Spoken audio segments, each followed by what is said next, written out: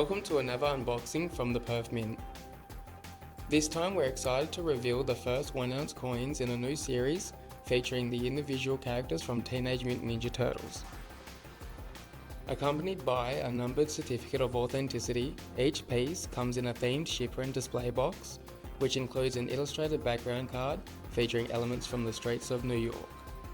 As the series expands, these cases can be positioned together to form a representation of the New York skyline. Today's first coin portrays Leonardo, the leader of the crime-fighting Teenage Mutant Ninja Turtles. Leo is shown in his trademark blue eye mask with a pair of katana swords. This second coin portrays vengeful supervillain Shredder, one of the brothers' most ruthless opponents. He is equipped with metal blades and extended hand claws known as tekokagi.